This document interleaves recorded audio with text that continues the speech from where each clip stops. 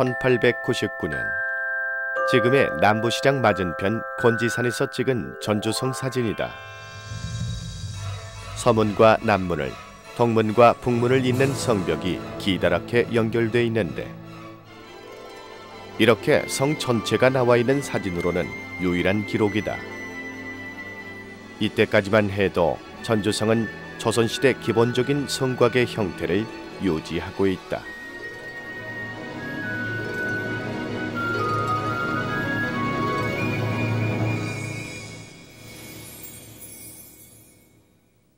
실질적으로 전주에서 그 읍성이라는 것이 존재했던 것은 아마도 그 고려시대 성종, 고려조 성종 내에 와서 그 지방 행정 제도가 좀 조직화되면서 지방관이 파견되고, 그리고 그러면서 거기에 맞물려 가지고 그 관할을 중심으로 한 그런 그 읍성이 축조되지 않았나 하고 생각합니다.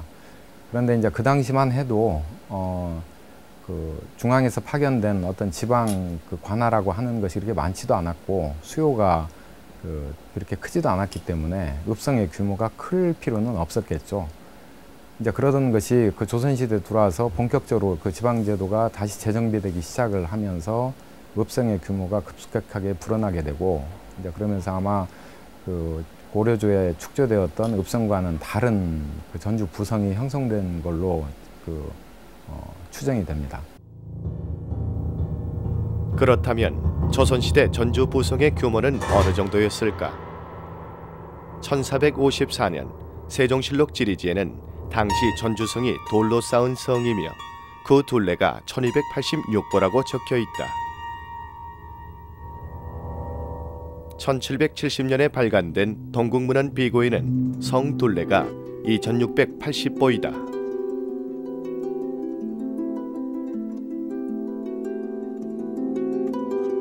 우리가 알고 있는 그 조선 전주 부성은 그 조선조 영조 이후의 기록에서 나타난 그 전주 읍성을 이야기하는 것입니다.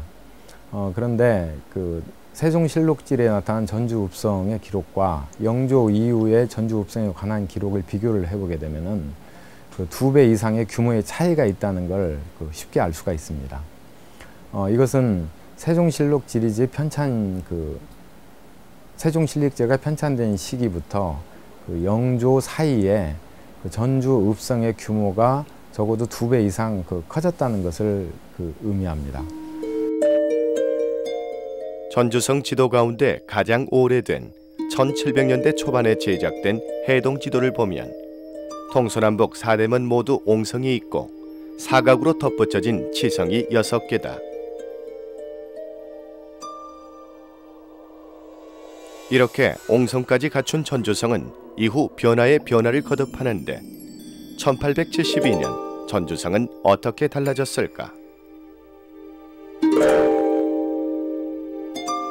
동문과 서문, 남문의 옹성은 사라지고 북문에만 옹성이 남아있는 것으로 확인된다. 어떻게 된 것일까?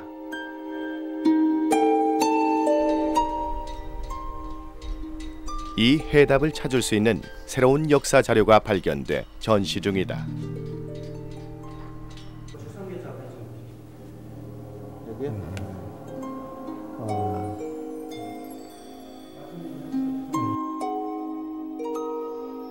(1733년) 조선 영조대에 있었던 대대적인 전주 부성 축조 공사를 기록한 축성계초다. 이것은 당시 공사를 담당했던 전라감사 조현명이 꼼꼼히 써내려간 축성일지라고 할 수 있다. 지금까지 성이 어떻게 지어졌는가 알 수 있는 구체적인 기록으로는 화성성역 의궤가 유일했다. 당시 임금이던 정조의 명에 따라 작성된 화성성역 의궤에는 상세한 설계 도면도가 그려져 있어 성을 완벽하게 복원할 수 있었다. 그리고 화성이 유네스코 세계문화유산으로 지정되는 데 결정적 역할을 했다. 현재 발견된 축성개초는 화성 성역 의궤보다 60년 앞선 기록으로 전주성을 축성하는 데 필요한 각종 문서와 소요된 인력과 철과 나무, 그리고 공정 과정과 방법까지 기록돼 있다. 당시 전라감사 조현명은 전주부성 축성공사에 들어간 물적 자원과 비용에 대한 기록을 꼼꼼하게 써내려갔다.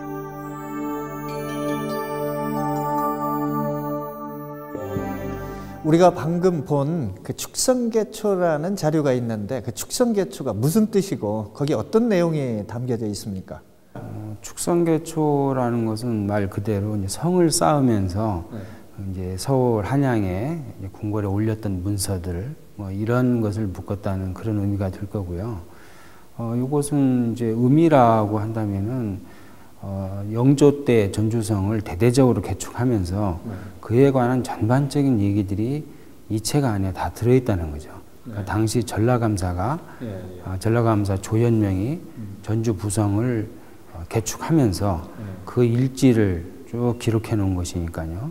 거기에는 이제 왜 이 성을 쌓았다든지 성을 쌓는 과정에서 인력은 얼마나 투입됐고 비용은 얼마나 들었고 이런 이제 전반적인 거기다가 이제 예전에 그 성의 모습이 어땠는가 이런 내용들이 다 들어 있습니다. 그런 점에서 의미가 크다고 할 수 있습니다. 이 책의 표지를 보면 한예 집수라고 되어 있는데 이게 풀이하면 뭐 한나라의 예서를 모아놓은 책이라고 해석할 수 있잖아요. 근데 축성개초라면 어떤 내용이 이렇게 관계된 건가요? 그러니까 이 책이 춘천 강원도 춘천 풍양조씨 문중에서 찾아진 건데요. 그 문중에서는 책 겉표지만 보고 예서를 모아놓은 별것 아닌 책으로 그렇게 이제 지금까지 알아왔다는 겁니다. 근래에 그 문중의 책들을 재조사를 하면서 그 강원대 유재춘 교수가 보니까 표지는 그런데 안의 내용은 전주 부성을 쌓으면서 기록해 놨던 그런 내용이라는 것을 알게 됐죠. 그렇게 해서 아주 중요한 책으로 그렇게 이제 근래에 밝혀진 겁니다. 아주 우연히 발견이 된 그렇죠. 예. 축성개초를 통해서 발견된 내용 중에서 중요한 것 몇 가지만 좀 소개를 해 주시죠. 우리가 그동안 전주성과 관련해서 논란이 많았던 것이 풍남문 그 옹성에 관한 문제거든요. 남문에 옹성이 있었느냐 없었느냐 하는 건데 축성개초를 통해서 본래 그 전주성은 사대문이 전부 다 옹성이었었다는 것이 밝혀졌습니다. 그러니까 조현명이가 성을 다시 쌓으면서 북문만 이렇게 옹성으로 해놨는데 그 이전에 전주성은 다 옹성이었다. 그래서 그 문제가 분명하게 이렇게 밝혀졌고요. 그 다음에 전주성을 축조할 때 우리는 일반적으로 이제 지역민들을 동원해 가지고만 쌓았을 거다 이렇게 보는데 이게 이제 방대한 공사이다 보니까 그랬는지 몰라도 일종의 임금 노동자처럼 좀 어려운 사람들 중에서 신체가 건장한 사람들은 양식도 주고 또 오늘날의 인권과 같은 것도 주면서 고용을 해서 그렇게 축성하는 그런 인부들로 쓰기도 하고 그랬더라고요. 그런 내용도 알 수 있는 것 같습니다. 예.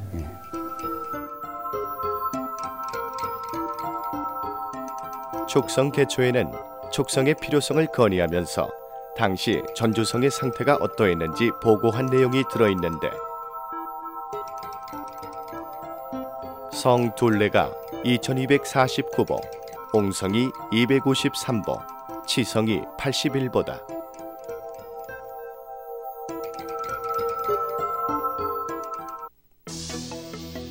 이런 구체적인 기록에 근거해 1733년 이전 전주 부성의 규모를 그림으로 그려봤다.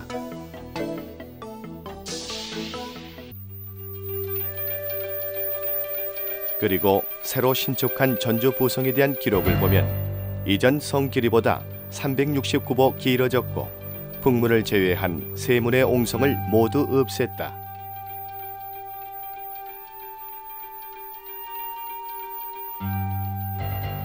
그리고 남문을 아치형 홍해문으로 쌓았으며 성문 위에 2층 누각을 세워 명견누라고 이름하였다.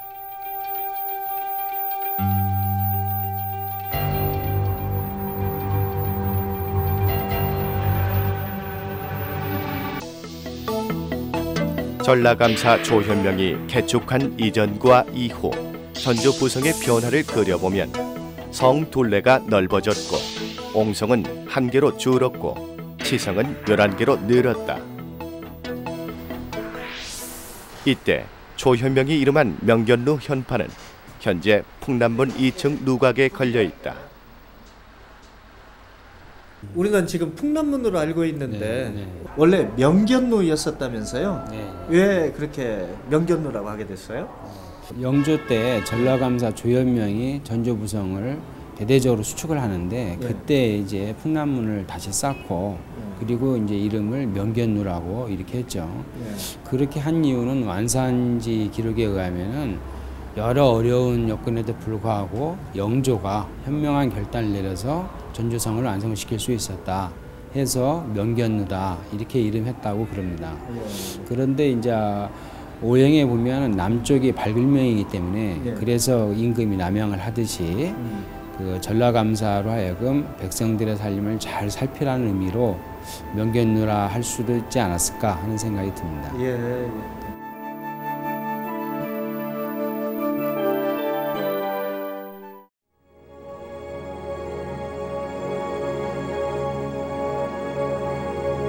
당시 전주 부성에는 누가 살았을까? 300여 가구가 있던 전주성에는 대부분 중인계층인 아전들이 살고 있었다. 당시 양반들은 임진왜란 과정에서 성에 갇히는 고초를 겪은 후 성 외곽으로 이사를 가고 아전들만 남게 된 것이다.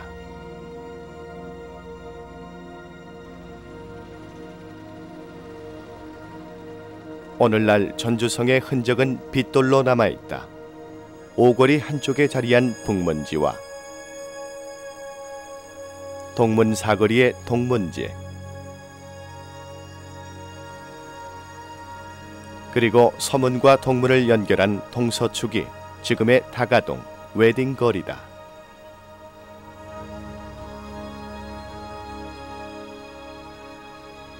조선조의 북문과 서문 그리고 남문을 연결하는 그러한 T자형 도로 구조가 지금도 도시의 중심축으로서 그 중요한 기능을 담당하고 있는 것을 쉽게 알 수가 있고요. 그리고 전주 부성 내부에 형성되어 있던 격자형 그 도로 구조가 그 일제강점기와 현대 도시 발달 과정에서도 크게 흐트러지지 않고 그 기본적인 틀이 그대로 유지되어 나가는 것을 우리는 알 수 있습니다. 그리고 그것이 지금 우리가 경험하고 있는 그 전주 중심부의 그 형태적인 틀을 지금 형성을 하고 있는 걸로 생각이 됩니다. 1899년에 촬영한 것으로 알려진 사진 속에서 서문의 윤곽이 뚜렷하다. 그리고 북문과 객사, 전라 가명까지 정확하게 찍혀 있다. 희미하지만 동문의 모습 또한 분명하게 확인된다. 지금까지는 1907년에 전주성 서벽이 철거됐고 1911년에 동벽 쪽이 철거가 됐다. 그렇게 알려져 왔는데 1911년에 출간된 완산지에 보면은 전주성 서벽 쪽이 1909년에 철거가 됐고 1911년에는 동문, 서문, 북문이 철거됐다.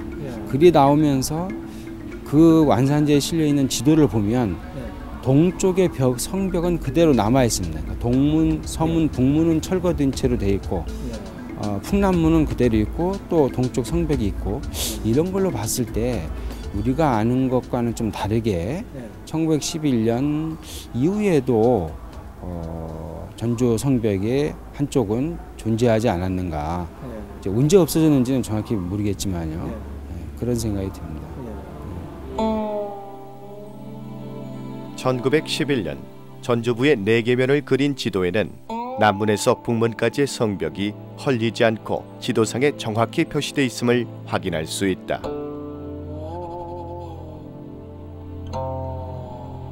그리고 권지산에서 찍은 또 다른 사진 속에도 1909년 설립된 재무감독국 건물과 전주 성벽이 보인다.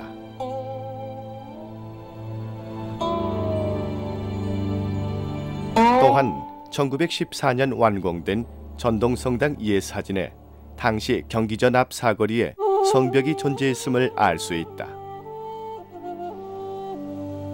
그렇다면 전주성이 헐리면서 나온 그 많은 돌은 다 어디로 갔을까?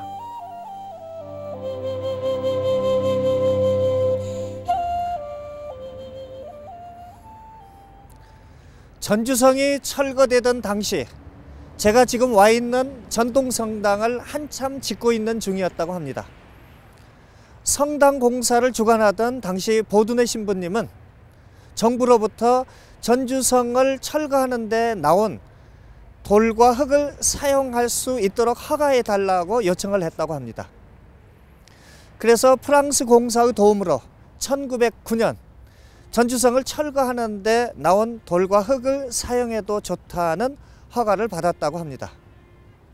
그래서 지금 전동성당의 기초가 되는 돌과 흙은 바로 전주성을 허무른 데서 나온 그 돌과 흙이라고 할 수가 있겠죠.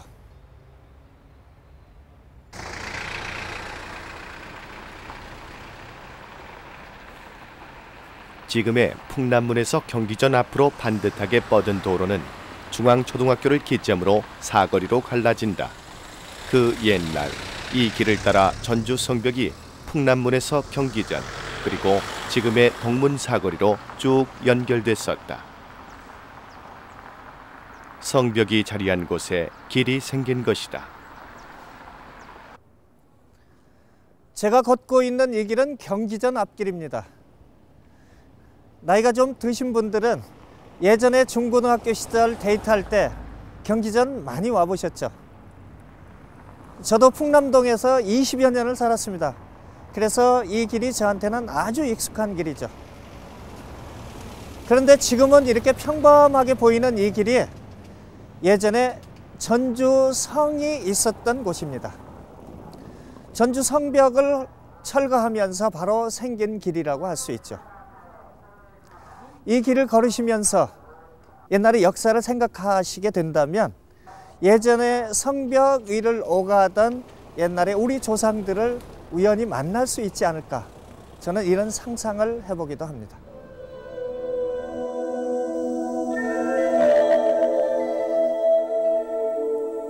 전주 부성이 오늘을 사는 우리에게 어떤 길을 남겼을까? 전주 부성 내 T자형 도로는 물론 전주시내 위성사진과 비교한 결과 성곽까지 정확하게 일치하고 있다.